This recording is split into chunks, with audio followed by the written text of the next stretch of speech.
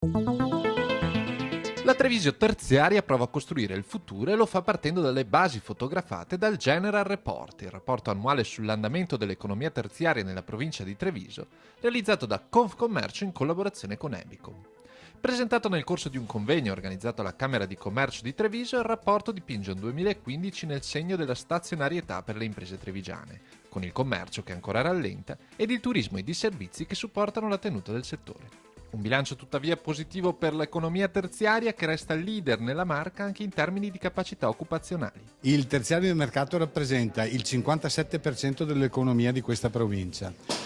Nonostante veda una crescita economica limitata, per il 50% stabilizzata, ha investito con 4.590 nuovi posti di lavoro nel corso del 2015 e investe, il 63% delle imprese è pronto ad investire sul proprio futuro. Quindi significa che la terziarizzazione del mercato non è un'attesa ma è una concreta realtà da cui può davvero ripartire l'economia provinciale. Un settore che si evolve ed investe nel futuro, ma che paradossalmente stenta a trovare figure professionali adeguate. Per questo la seconda parte del convegno è stata dedicata al tema scuole e imprese. Quello che chiediamo alle istituzioni è di poter programmare anche delle leggi e delle norme locali ma anche a livello nazionale, perché poi anche questi stage vanno favoriti, non possono essere completamente a carico della scuola o a carico delle imprese.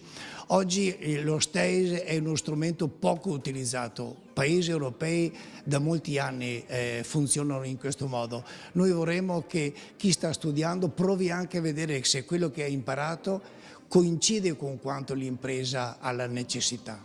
Se uno degli elementi più importanti del consumo oggi è il consumo tecnico che è diventato tecnologico e l'automotive è uno di questi elementi, la figura del perito, del meccanico non basta più, serve la figura del meccatronico, cioè quel soggetto che mette insieme la parte meccanica con quella elettronica. Oggi la scuola è in grado di formare questo tipo di figura professionale, così come il cameriere piuttosto che il cuoco sono elementi fondamentali per il funzionamento dell'accoglienza turistica, ma rispetto ad un consumatore più evoluto non bastano più se non sono anche robustamente innervati di enogastronomia e non sono in grado di raccontare lo storytelling, quindi la storia dei prodotti e dei luoghi da cui quei prodotti tipici e locali derivano. Una distanza da colmare solamente avviando un dialogo tra scuola e impresa. Se noi andiamo a vedere quello che riguarda il Veneto e specificatamente la provincia di Treviso, noi non siamo all'anno zero per l'alternanza scuola-lavoro, non siamo all'anno zero nel rapporto